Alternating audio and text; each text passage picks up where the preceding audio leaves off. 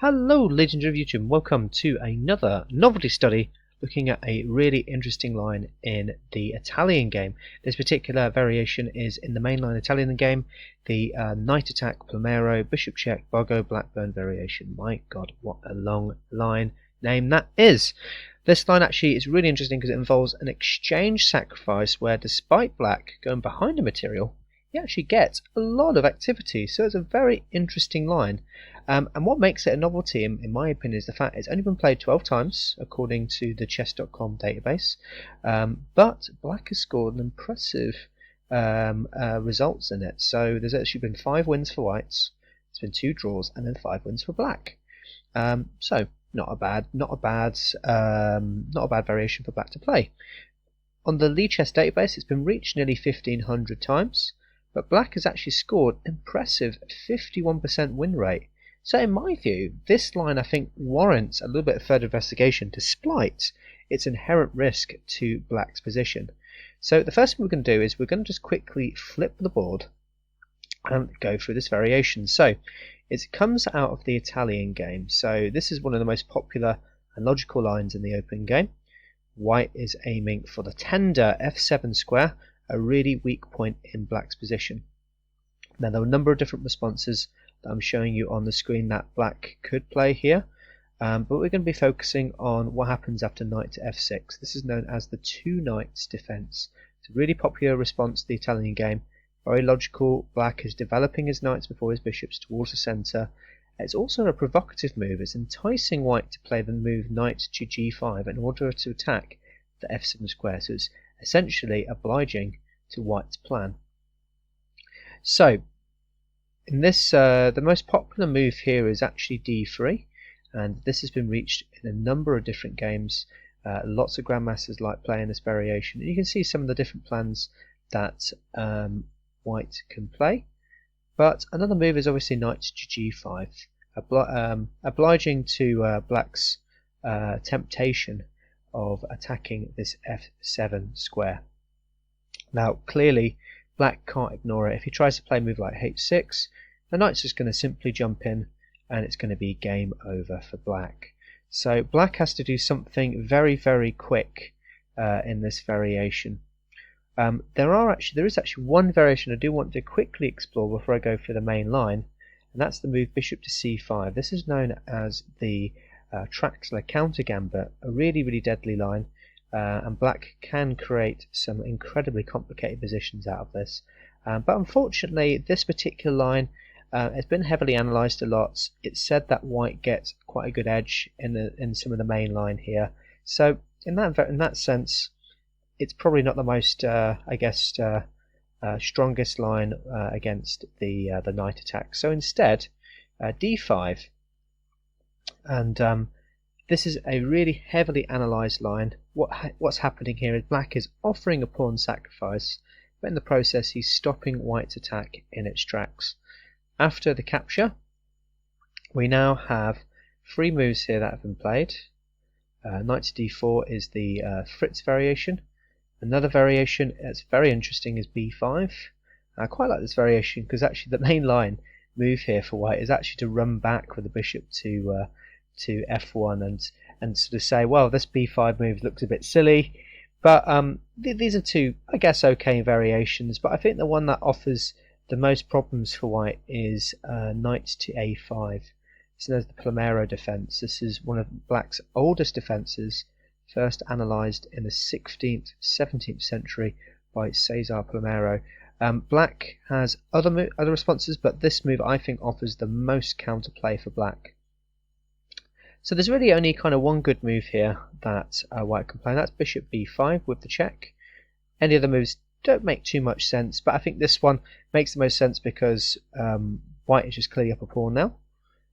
So here black will block with c6. There's a couple of captures, and we almost reach our mainline position here. So as you can see here, white is up a pawn, black is up a pawn. Black is down a pawn, I should say, but gets a lot of counterplay in this particular variation.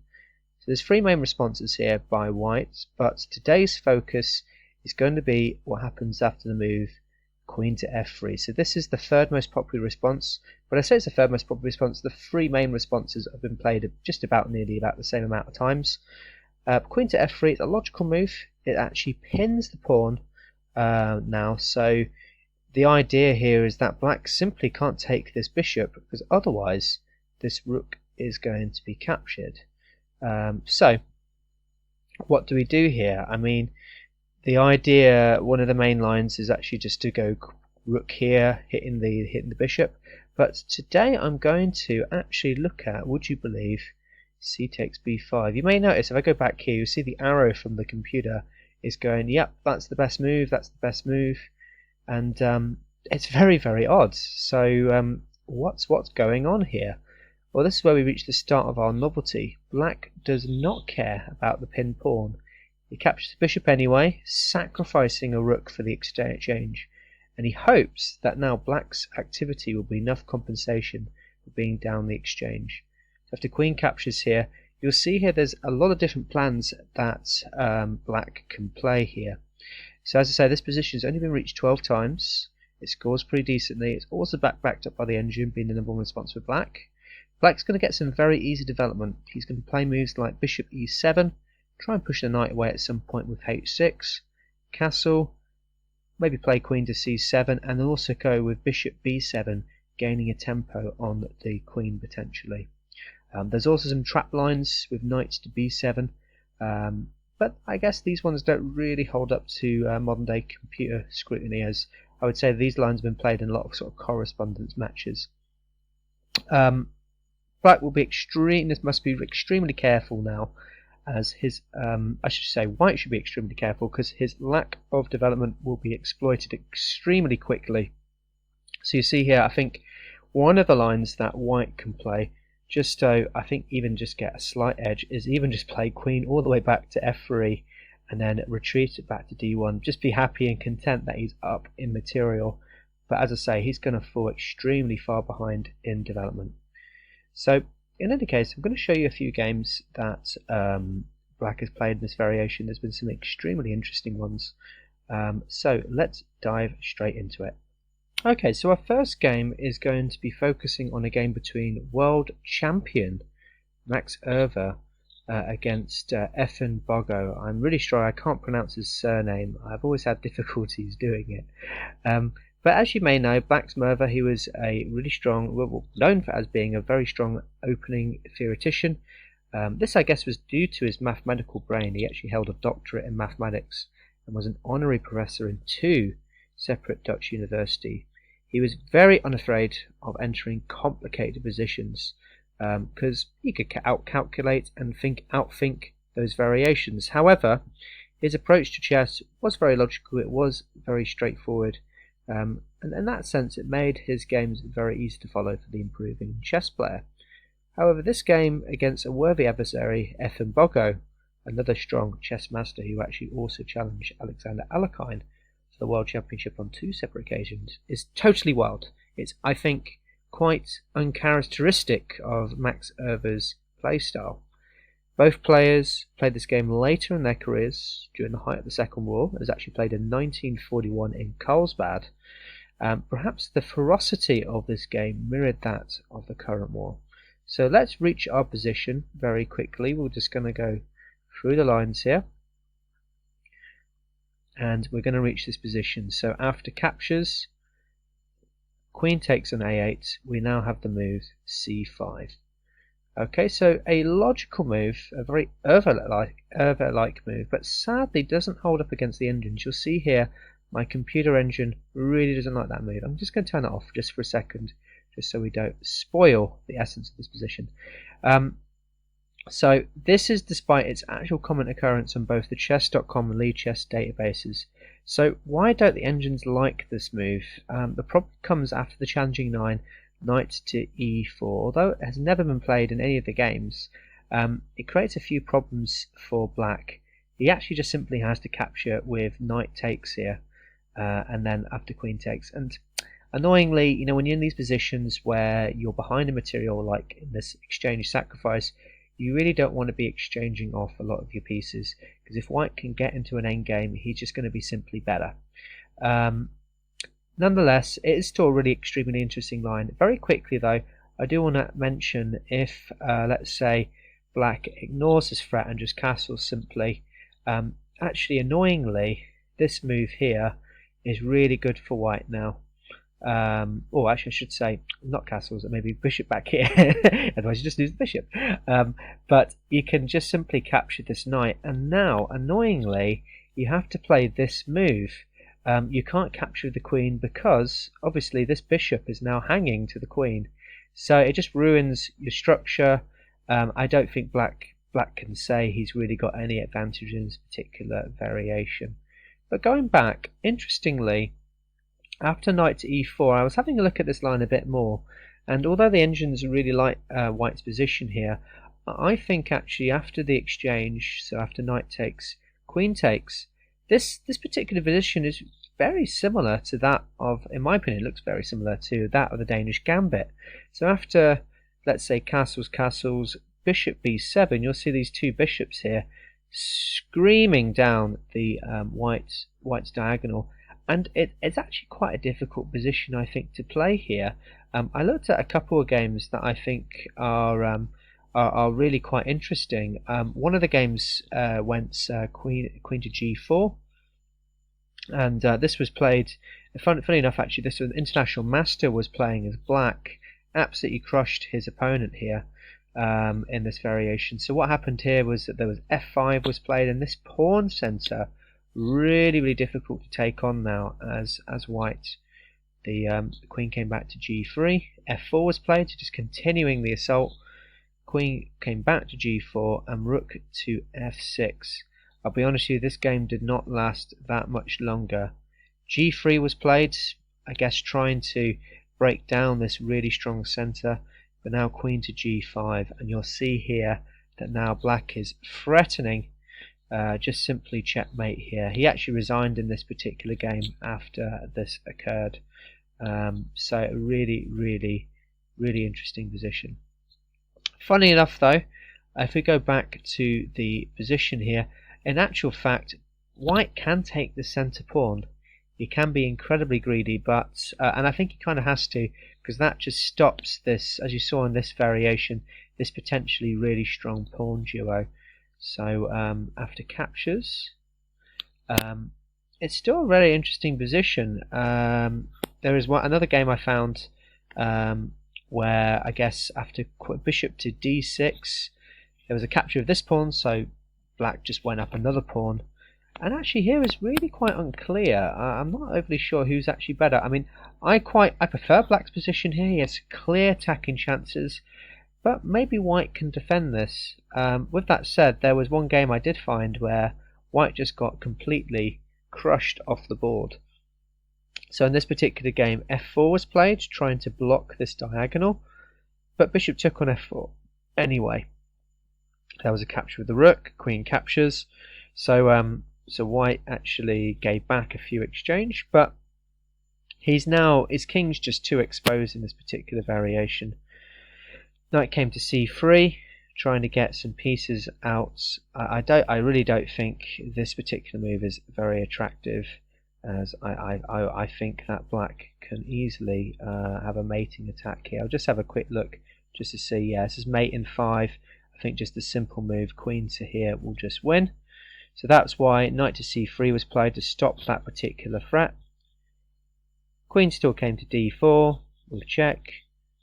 King to h1, and then the queen came to f2. So now threatening just a simple checkmate. There's two checkmates in one here that white needs to defend against. In actual fact, white defends neither of them. There isn't really any defense here, unfortunately. I think actually queen here, would that hold it? No, in fact, actual fact, this just wins straight away.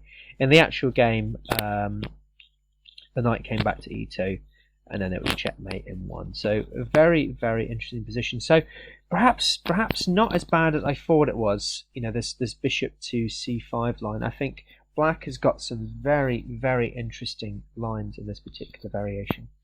Going back though, so we've taken quite a tangent on this particular position. So in the actual game, castles was played. and then there's castles. B4, and this has been featured in a lot of different variations that I've had a look at. It's giving back the pawn, but it slows down black's rapid development. So not a terrible move, but I guess just not very accurate, I don't think. So the bishop captures, knight to c3, knight to h5, so with the idea of jumping into this f4 square. This features quite a lot in a lot of these variations in the Italian attack variation. Bishop took, knight came back to f3, knight to f4. So again, some little tactical themes here, potentially getting the bishop to b7 and then creating all kinds of problems on the white diagonal. Rook to b1, so hitting the bishop. There was a captures, and then Max Erver, I think, went a bit crazy here. He miscalculates and I think threw away a really nice looking position here. Knight to g2 just doesn't work. Bogo manages to defend quite well here. Knight came to c4. There was a few different threats, but I just think white just gets his position a bit too active here, and you can see now he actually completes his development. Black just really hasn't got anything good here. He tries a few complications here with knight to e3, knight to e5, queen to h3, so trying to create some mating ideas here, but Bogo manages to defend this quite well. Exchanges off first.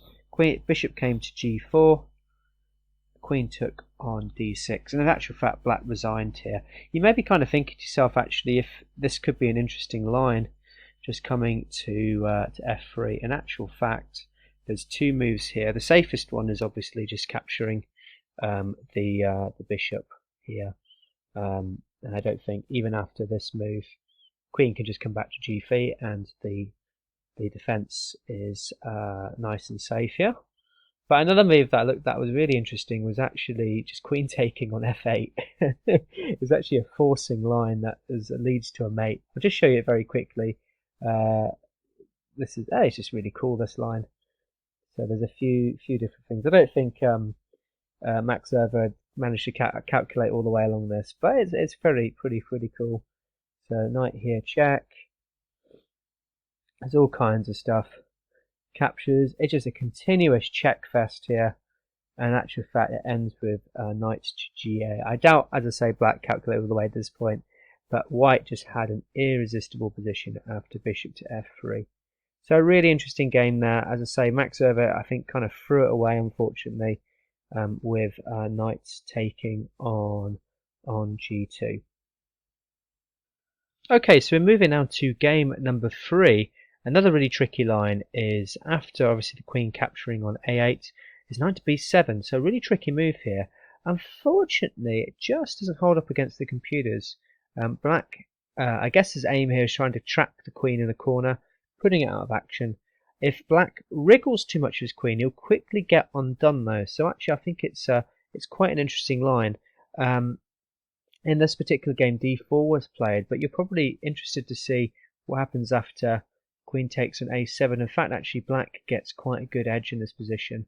So h6, knight coming back to f3, bishop to c5. So this developing move comes with a tempo now, and actually the queen's got very little squares that it can go to.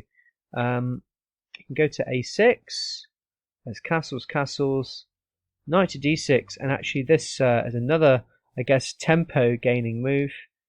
Queen can maybe come to c6, try and get out of it. There isn't really a whole lot of other squares it can go to. It could go back to a8 potentially, but let's say it goes to c6. You've actually got this very interesting little position here. So everything's all knotted together. In actual fact, black is now just threatening to come with the bishop to b7. If he plays something like knight to c3, bishop b7, and in actual fact, the queen here has to really give itself up. It's still okay for white. He's materially, he's actually slightly ahead, but black's position is just a bit more active, and that's what gives him a slight edge. He's going to get his piece to some really good squares very soon.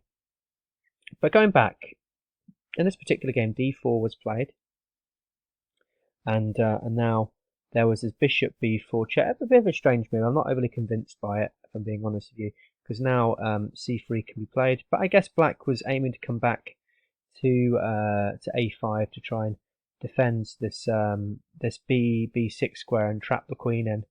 But black actually captures here. Sorry, white actually captures here on a7 now. Nonetheless, there are a few moves that happen here. Rook to e8, knight to d2, e4, rook to e1, and bishop b6 now. So now the queen really hasn't got a huge amount of squares it can go to. It goes back to a3. And I think the reason why I want to show you this game, I mean, white actually wins this game in the end, and he has a quite comfortable edge, but it takes him quite a long time to get that comfortable edge. Black doesn't really play very well in this game, but actually throughout the whole game he's got loads of little threats, loads of complications that create quite a lot of counterplay here. So we'll go through a few more lines, just to sort of a few more moves that happened in this game. There was knight to f1, trying to get to the defences of white and reroute the knight over to g3. h6, knight here, and yeah, so despite black not making many great moves, he's got quite a lot of counterplay here. Now white's king's exposed, and he's got great chances to annihilate white here. In this particular game, d5 was played, a little bit of inaccuracy. Probably better was knight to f5 instead. So this move instead is quite strong, just getting the two knights to these nice squares here. g3 was played, queen to d7, b3, and white goes on a bit of a long march with his queen now. He actually manages to reroute it all the way over before actually doing anything against black's position, which is quite funny, I think, personally. So knight to f5 now, c2, knight to d6, e2, f5, h4. So unfortunately white's pieces are just quite inactive, so he has to force to make very weird queen moves. It's difficult to find any good squares for his pieces. I mean, where does his bishop go? I mean, he's sort of hemmed in here a little bit. If he goes to d2 potentially, there's some ideas of these pawns pushing forward and creating some very big space problems for the bishop. It can't really go to any other square along this diagonal, and it's very difficult to open up this diagonal without this pawn falling. So yeah, white has to really create some very odd moves to try and find any good squares for any of these pieces. Queen to e6 was played, knight to e2, g6. This is a real big mistake in this particular game, and white actually really capitalizes on this mistake. He just captures on h6. I wonder if that was just a clear blunder, just giving up that pawn. Although black tries to create some counterplay with f7, but now white finds an extremely good move here. Knights to f4, and this now forces off some pieces, so there's a few captures here. If let's say you captured this way instead, even this is pretty good. You capture the pieces. There's just too many pieces that's come off now, and you'll see here that white is just simply too far ahead. He is up now 3 pawns. It's a very and also an exchange as well, so it's just too much to face. In any case, queen took on f4, g5 was played. There was some attempt to try and create some counterplay. So still not doing too badly here. Black. He's still creating some problems for white, but white defends it really well. The rook came to g8, h4 was played, f4, g2, e3, and now there was a really good sacrifice here. Actually, white gives back a piece and it slows down black's attack completely. F took here, and then rook took, hitting the queen now. So the queen had to go to f5, and then rook to g1. And white's position really starts to stabilize over the next few moves. We'll go through a few more moves here just so you can kind of see what happens here. Queen came to e4, and I would say here white's position is really stabilized now. Black's inability to capitalize on his piece activity has meant that white is caught up in development, and he now proceeds to crush black here now. So you can see here these marching pawns just do an absolute number on black's position, and black's king is just too exposed here. So I'll go through the rest of the movie because just so you're kind of interested to see what happens. Not really too much happens now. White just slowly builds his advantage, and there's a resignation after g7 now, as black will not be able to stop these pawns from promoting now. A very interesting game though, nonetheless. As I say, black was behind a long time in this game, but he still had some very interesting chances in this particular game. So certainly a game to look at and maybe analyse and see if you any ways that you can create complications for white's position. Okay, so we're going to move on to another game which actually involves quite a successful knight trap. But we've seen here actually, I think knight to b7, white doesn't need to worry too much. He just needs to be very patient with the queen and very patient with his position and hopefully parry black's attack for as long as possible. But we're going to see in this game, white just gets totally overwhelmed very quickly due to the fact that his queen gets trapped very early on. So it can go horribly wrong for white in this particular line. d3 was played, bishop to c5. I think there's a bit of an improvement on the last game, as now black has created this circle of death around the white queen, and white just got to be extremely careful now. He's going to be under some big threats very quickly. Castles was played, castles. b4, so we've seen this on a lot of different lines, so trying to deflect the bishop away from protection of this a7 square. But now black plays a very interesting line. Didn't need to play it, but it was very interesting nonetheless. He captures here on f2. The rook captures back. Queen to b6, now threatening just to come with knight to g4 and then killing the rook. But knight to c3 was played. This was an absolute blunder straight away, as now after knight to g4 white just resigned. He's just totally lost here unfortunately. I'll just show you some example lines as to what happens if, let's say, he tries to defend this rook here, because he's not actually materially behind here. In actual fact, this move, bishop to e6, is the other threat. The queen is actually totally done. He's going to have to capture this rook, maybe try and get complications here. This is the problem now, is we're just going to go up and exchange and have a really good position here as black. So as I say, another very quick, it was a quick game this one, but at least showing you how the knight trap can be particularly useful in this game. Okay, game number 4 is a fun one. So this is a game from Rashid Nejmatinov, a wondrous chess player who tried this particular gambit. Although never a world champion, Nejmatinov has shared with the chess world his extraordinary tactical abilities and his amazing combination fill pages of chess books. He's got quite a long list of wins against various world champions, grandmasters, but this short miniature just at least shows some of the venom stored in this particular gambit.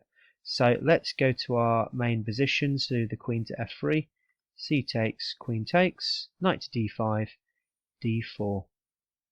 f6 was played, knight came back to f3, e4 hitting the knight again, coming back to d2, f4, and now this knight's just looking a little bit silly. It's blocking in most of the positions of white for any of his pieces to develop.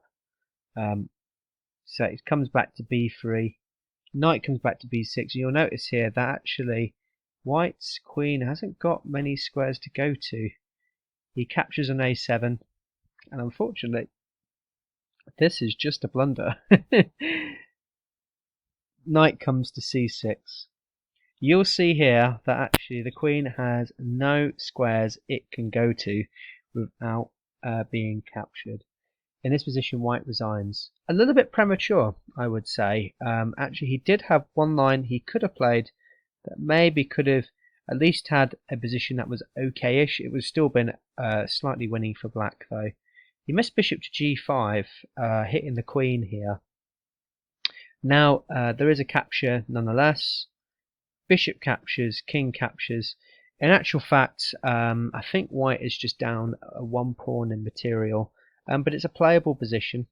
But I guess black didn't want to go down this particular line against a very strong player like Nezhmatinov. Very fun game. Thought I'd quickly show it just to show some of the very quick potent venom in this particular line. So we're going to have a quick look in our last game, another very interesting variation which involves the bishop e7, which I think is probably the strongest continuation here. It's now threatening to come to the move d4 and then taking the knight along there. So creating some problems for white early on. And if this knight actually comes back to f3 as well, that just stops this potential retreat square for this queen that I talked about earlier on in the video.